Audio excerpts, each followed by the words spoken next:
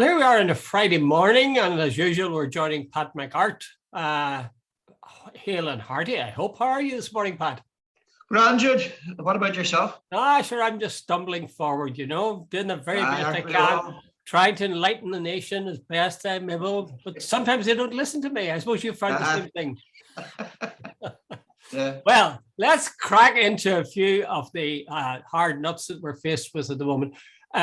There's a piece, I don't know if you got a chance to read it, but there's a piece in the Irish Times today by Katie Hayward, the prof in Queen's.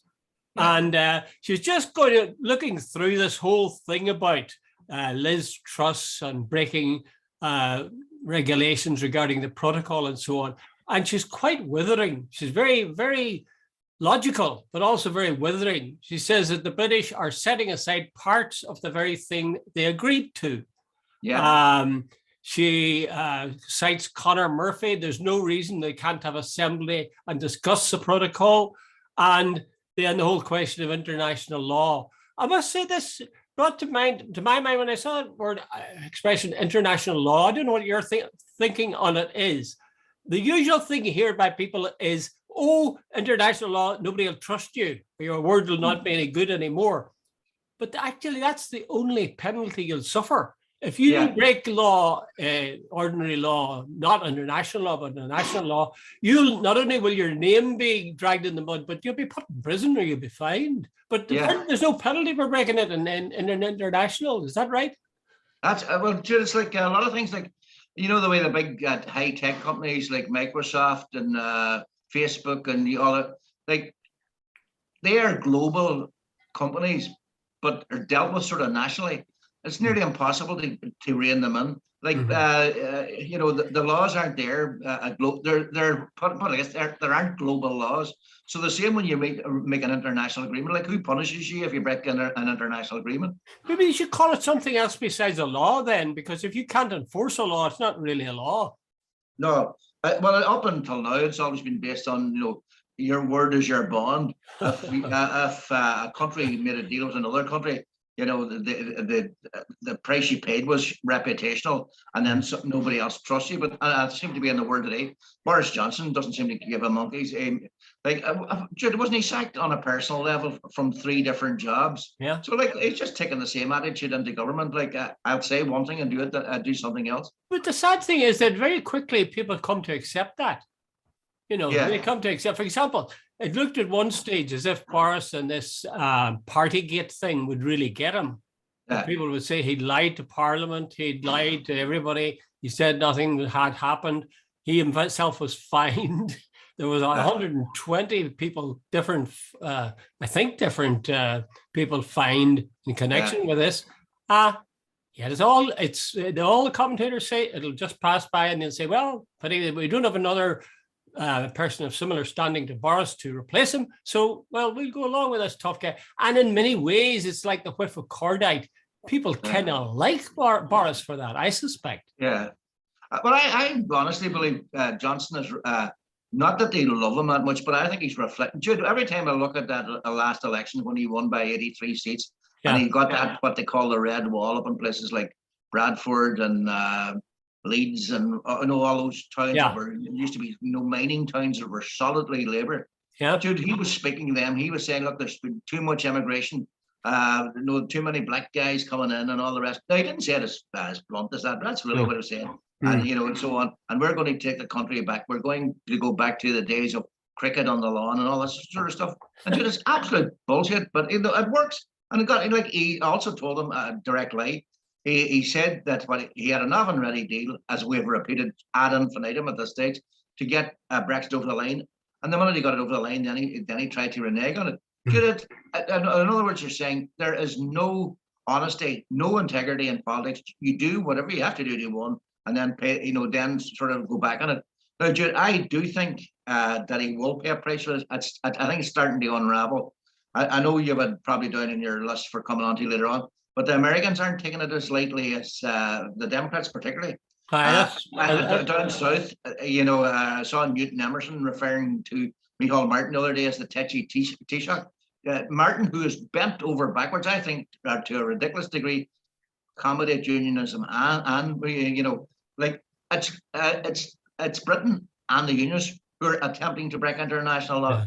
They're attempting to wriggle out of a deal. They're attempting to blackmail him. Why should everybody else sort of accommodate that? Yeah. Good point. And you mentioned the U.S. And the U.S. House Speaker Nancy Pelosi has come out yet again and has warned the Brits that unilateral UK legislation affecting Northern Ireland Protocol would endanger the British prospects for a free trade deal with the US. Now, apparently that's enormous. If they were to get that, that'd be a huge prize. But I mean, several people, and Richie Neal, incidentally, is visiting here, I gather, with a delegation of Senator, I think maybe Brendan Boyle, his name is. Whose parents are from Donegal. He's going to be there as well. So they make it very plain, very seriously that they are concerned about what's going on, and they're putting the squeeze on the Brits not to mess around with the protocol. It's so ironic because they claim that these moves they're going to take, unilateral moves on the protocol, are because they want to preserve peace in Northern Ireland. And people are saying, don't touch it, because if you do, that's going to endanger peace in Northern Ireland. It's a bit daft, really, isn't it? Both sides are arguing the same thing, but from opposite viewpoints. But Jude, I think it's like when I now listen to Sammy Wilson and Sir Geoffrey about how precious the Good Friday Agreement is. Let's get this on the record. They didn't support the Good Friday Agreement. In fact, Geoffrey left the official Unionist because he didn't want to support the Good Friday Agreement. These people have gone out of their way to sort of not support it, and now for this to be portraying themselves as the upholders of the precious Good Friday Agreement. And what is it? Sammy said the other day that the Nationalists were in for a power grab. And by the way, did you see the Daily Mail? I think the DU prevent Sinn Féin power grab. This was their headline after the election when they pulled out the Stormont. Yeah. You want to democratically elect, Jude, I don't know what's going on in Britain, and I really genuinely probably never will. But the reality and what and the truth I seem to have gone by the board. Oh yeah. But I tell you, there is one bright spark on the papers this morning. If I say the name Neil Richmond, you'll immediately recognise it as he's the Fine Gael TD that always speaks about the North. He's very. I don't know if you've noticed over the years, but I think he's one of the most clear and fluent and articulate commentators that there are, or politicians talking. Well, he has come out, I think it's either today or yesterday, and he says, I am calling for the establishment of, calling on the government for the establishment of an all-party special Oireachtas committee to be established to look at the challenges and opportunities that Irish unity presents. Now, that is exactly what we've talked about this again and again. That's exactly what's needed. A body that's going to look at this thing in a systematic way, face up to the problems it presents, highlight the opportunities it presents, get down to brass tacks, basically.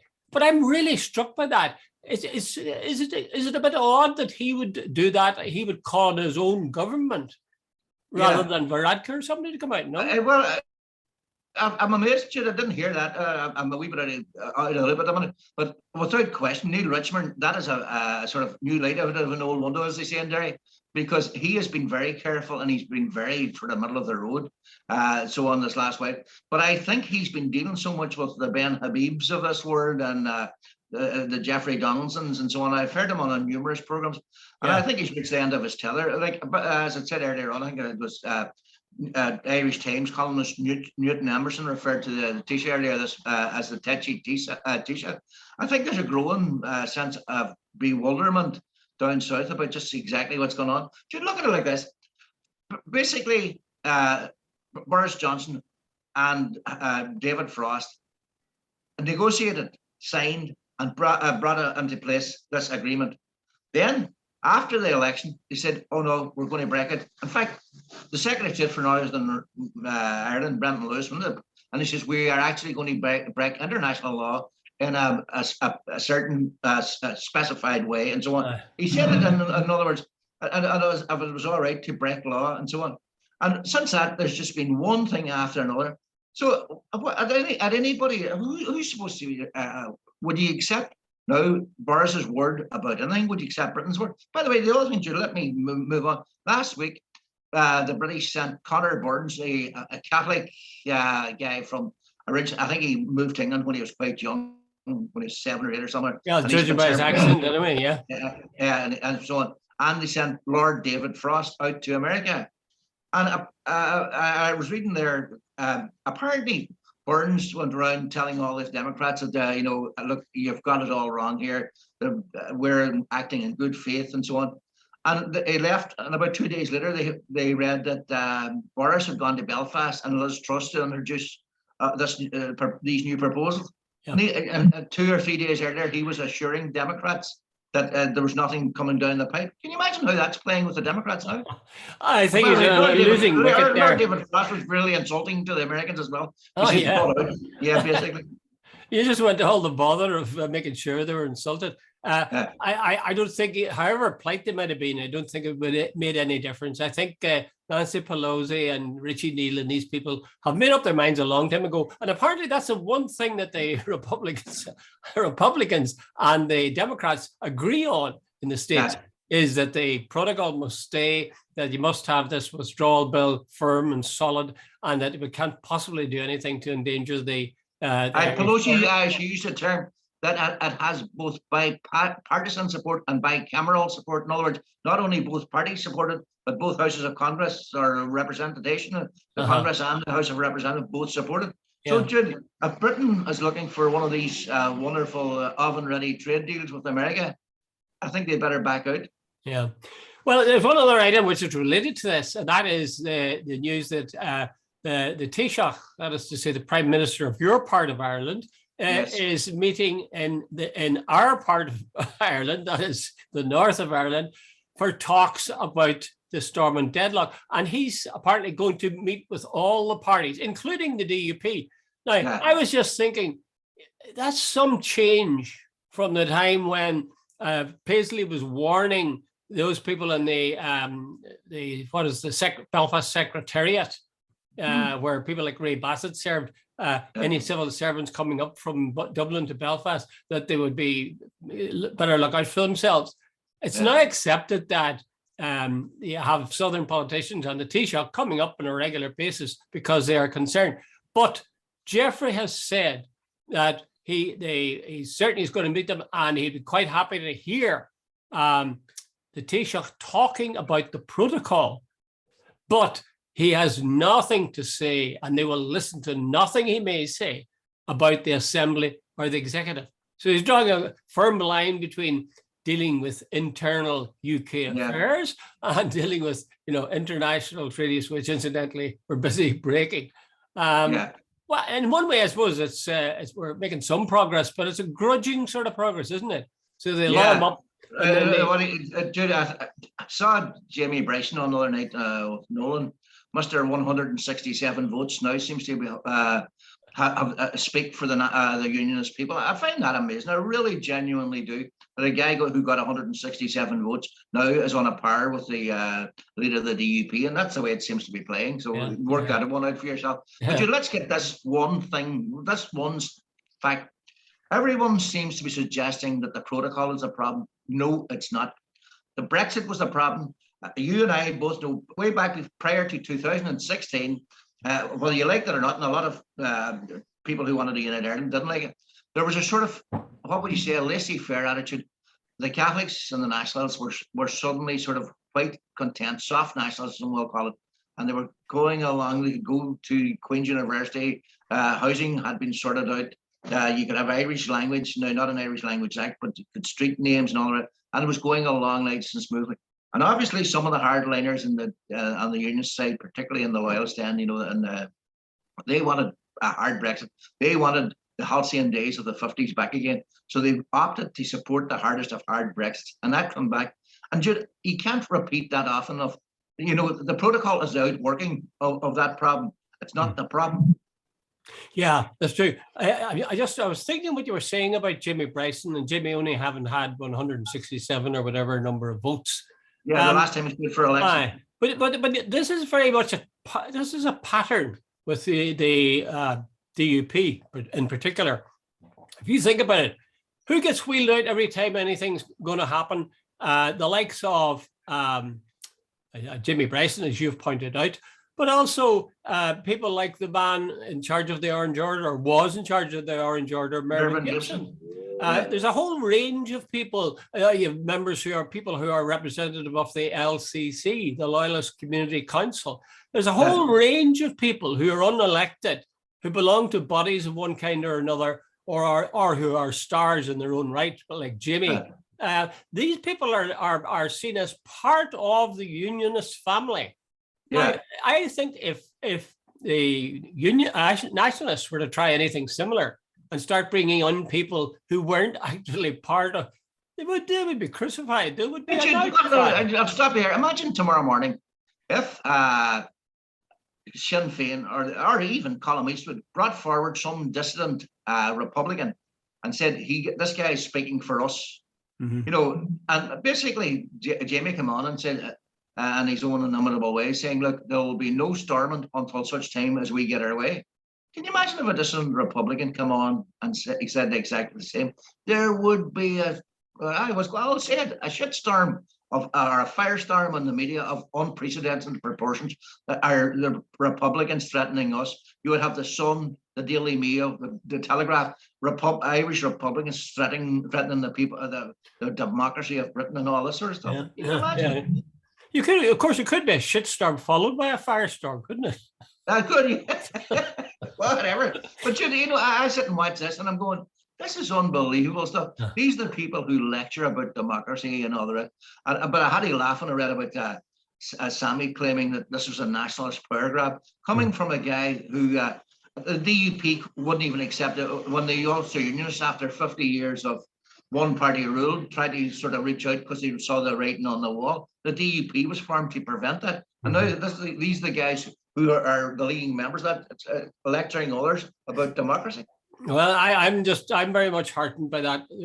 Of all the things that are going on, the thing that really heartens me is that Neil Richmond statement that urging his government. He's a fairly influential guy. When he starts coming out and saying, you know, this is what I want, this specific thing, Oireachtas all-party committee. I think that's terrific. It is coming from him rather than from Sinn Féin, for example. Did you hear Leo Varadkar the other morning? I think it was Tuesday morning it was. No, Wednesday morning. He said that isn't it amazing that the Irish government and the EU were the only grown-ups in the room, that what Britain is pulling is childish. It's all over the place, you know. And by the way, this as well, I think the British media, a lot of them have to really start waking up. And you know, this sort of unqualified support. They know the Brits are the ones breaking the law. The Brits are the ones who made the agreement. And to try and turn around and blame other people for what they're doing is unbelievable. Well, you see, I have a notion somehow that while I was saying earlier on that people have learned to accept lies, that's part of the deal. You know, politicians lie to you, like Boris Johnson.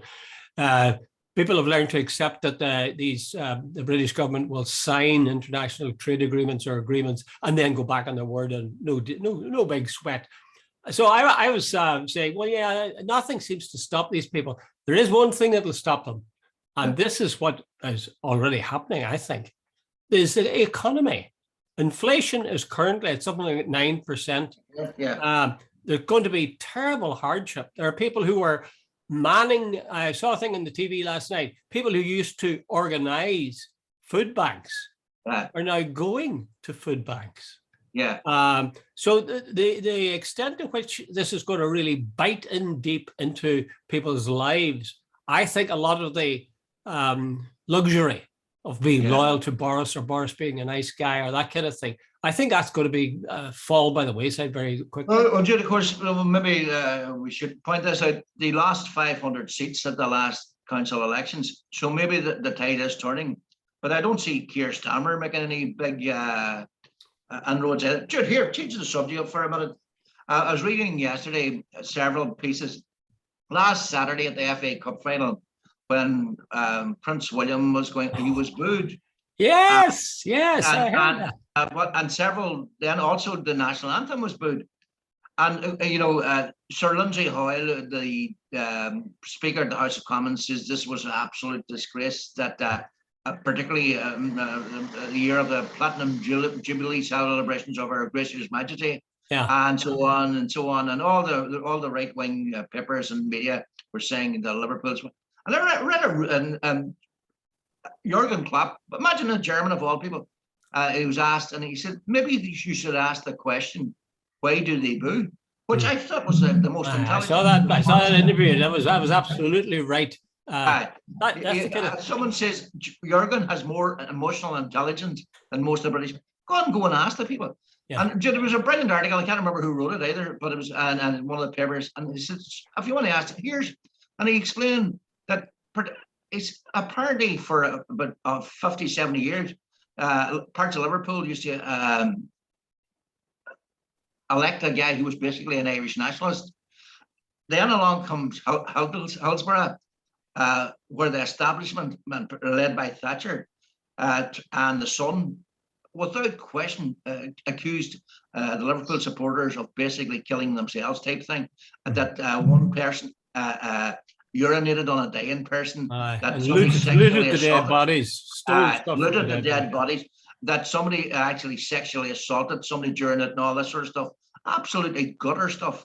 And then it was all covered up. And then, of course, during the years, they discovered from some of the 30-year papers, or maybe even before, that Thatcher hated Liverpool, that she said that she was going to manage the decline of what was once the biggest port nearly in Europe, and so on. And the Liverpool people know that, understand. And I was watching another show where a spokesman for one of the Liverpool supporters club, he says, look, as a Albert Docks, I think it's called, I'm not certain, it's the Docks area. He says, that wasn't the British government done that. He says, it was the EU did that for us. Yeah. And the whole city's been regenerated by European money, not British money. That's why they boo. Yeah. Mind you, they booed Abide With Me. Yeah, but I think it's now it's sort of, to hell with the establishment. Yeah. Why is that what you see as the reason? That they just say to hell with the establishment? But why do they say to hell with the establishment? Well, I think, the establishment has done Liverpool no favors. Like as I outlined, the cover up of the Hillsborough thing, the absolute, the Tories went out of their way to screw Liverpool during the Thatcher era. And have you ever watched Boys from the Black stuff that time? Yes, what a wonderful series that was. Yeah. That they hit the London establishment, and it's getting, and rather than lessening, it's increasing. Well, you can see why they bite. All right. Well, let's move on to a couple of little items, which I suppose are very serious, really, but in another way, kind of trivial. There's a report on there's a shop in Cork which has stopped selling chocolate bars, certain kind of chocolate bars, because the foil that they are wrapped in is being used by heroin addicts.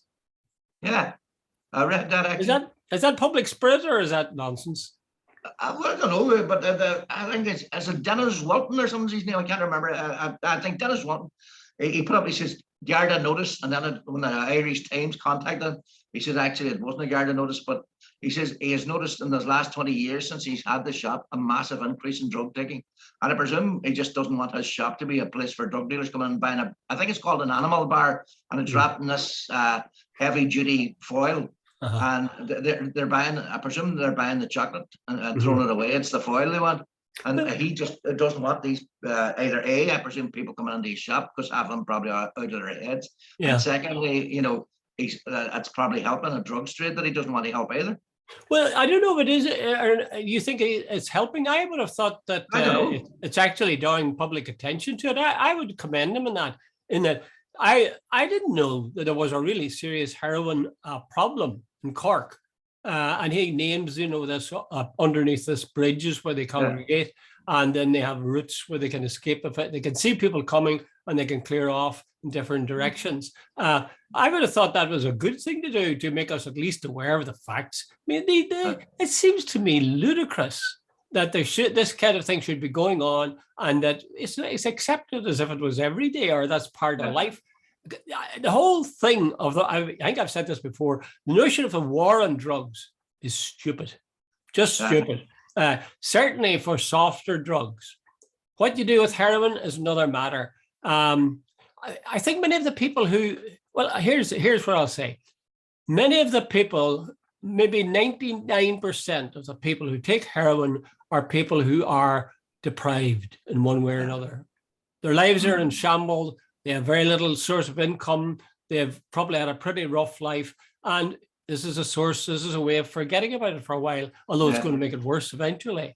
Have you any thoughts on that? What would you do, Pat? If you were in charge, what would you do about what is obviously a terrible, terrible problem, heroin? Yeah. What would you do? Well, I'm not. I'm not an expert, but here I'll throw this at you.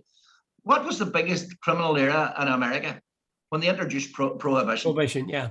Prohibition. They banned the sale of booze, and it became the biggest industry. Al Capone became a millionaire. In today's term, a billionaire nearly overnight.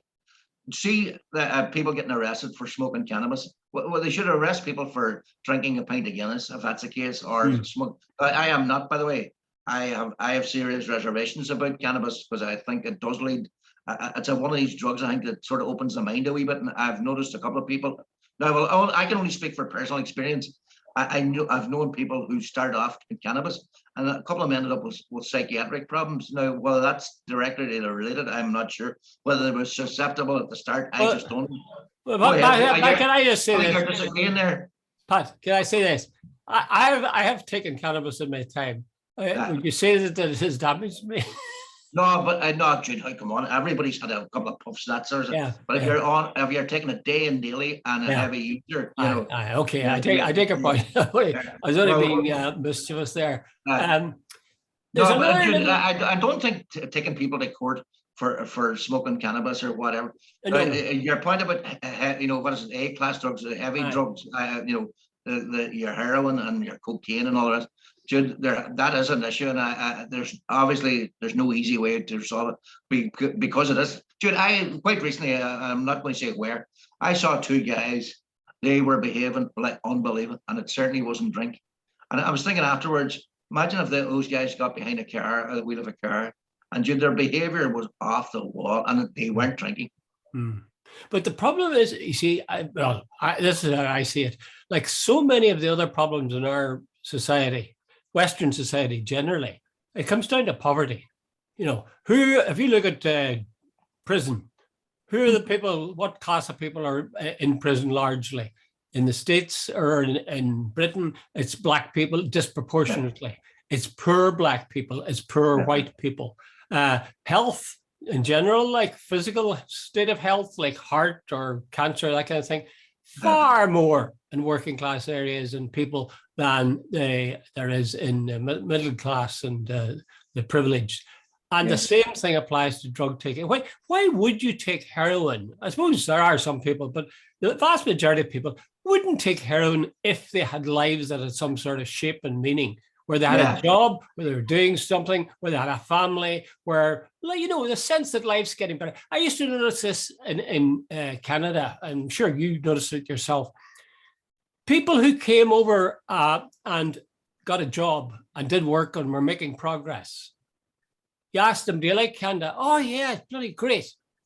People who came over and got a job, and it wasn't much of a job, really. How do you think of Canada? No, I don't really like it. It's not as good as the people at home. It's got to do with that sense of direction in your life. And if you have a sense of direction in your life, you're not going to feel the need to get the escapism and the high and so on that hard drugs would give you. Is that too simple? Or no? I think there's a lot of truth in that.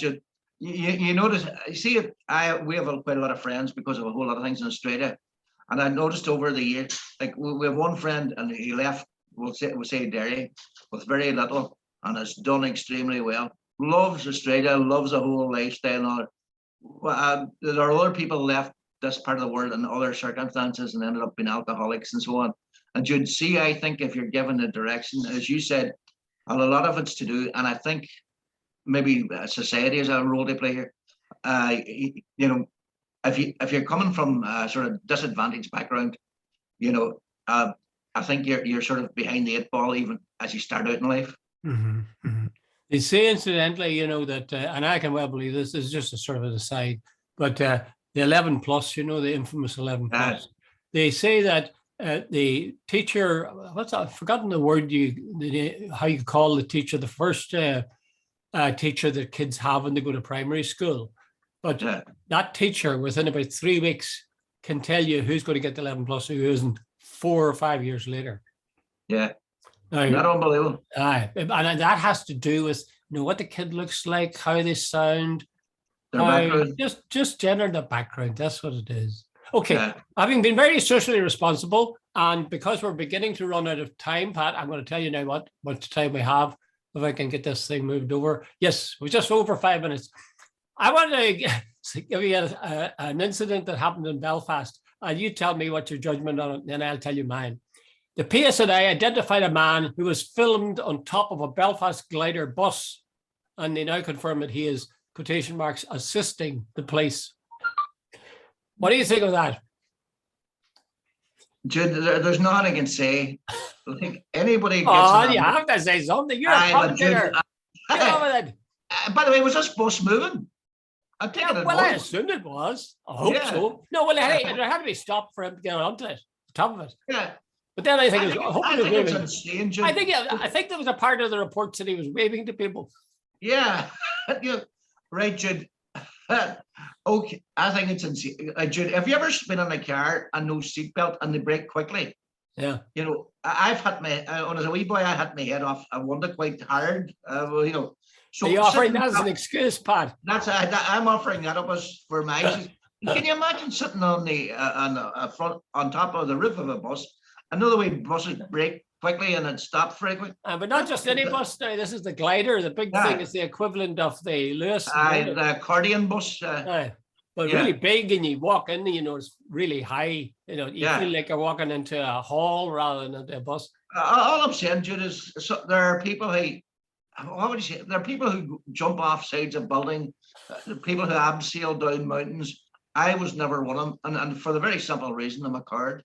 Well, I'm of course too, but my reaction, I'm ashamed of myself, really. My first reaction to that was, oh, how wonderful. Honestly, the guy, I don't think he actually did do himself any damage or anybody else any damage. But there is something, it's like a free spirit somehow, I'm getting on the top of it, I'm going to wave to people. Right, Jude, here's the thing, and I agree with you, Tony, but here's where I throw a bucket of water in this. Yeah. So some young 18-year-old some night thinks it's the same, gets up and the bus runs over him, because this guy survived and it was a bit of crack. And this wonderful, a free spirit, and he's out there, and rightly so. In fact, Jude, I admire people like that. Good God, the world's full of, what would you say, conformists. We need a bit of free spirit. But having said that, then if it was my son and he was found dead the next morning, I wouldn't be saying it was funny. Yeah. Speaking of free spirits, and since we just have 3 minutes left, I want to make a reference. I don't know, did you see it, Pat? George Bush. Did you see George Bush? The one, the man. Tell the story, Pat. Tell the story the way it should be told. He was giving a speech quite recently, and he says, I can't understand how anyone would support a person who would invade and support the invasion of total and brutal invasion. Total and brutal invasion of Iraq. I'm sorry, he says, I mean Ukraine. You couldn't make that up. You really could. The look on his face when he realized what he said. The look on his face when he realized what he said was absolutely priceless. But it was like they sort of, I think, when people were once powerful, like him, President of the United States, I think when that role's taken from them, I often think that almost instantly the air begins to go out of their tire. They sound my age in front of your eyes. Can I throw something like F. Scott Fitzgerald? And I've never found it since as a young fellow I read, and I was one of his short stories. Yeah. And he told the story of this baseball player, and he says when his career came to an end when he was 33, he lived the rest of his life as an anticlimax. In other words, the great days at 33, the big days. I think the same is true of politicians. They claim, and when they reach that apex of power, they're the president or the prime minister. Then they leave office. Suddenly they're a smaller person. But it applies to any number of things. In fact, if you stop to think about it, the more successful you are in your career, the more difficult it is for some people, at least, and I would argue the majority, to adapt to the fact that they're no longer at the peak of their career or their lives. I mean, you see it with footballers particularly, successful sportsmen. Who was it? Yes, Lemo Fuelon, the short story writer, really clever guy. He said that he fought in the Tan War, and he said it was exhilarating, exciting, and terrifying. He said a sort of a golden age from in a way, but a very poor preparation for the long humiliation, long winter nights. Of life, not the winter nights. I should look at Paul Merson. He was on quite recently, walking England, and here he was an England international, and his life just fell apart after he retired. Yeah. Okay, Pat, you have about 10 seconds to say something really intelligent. Have a nice weekend. Thank you, Pat. Good luck, Jude. Okay then, all the best. Thanks, Pat.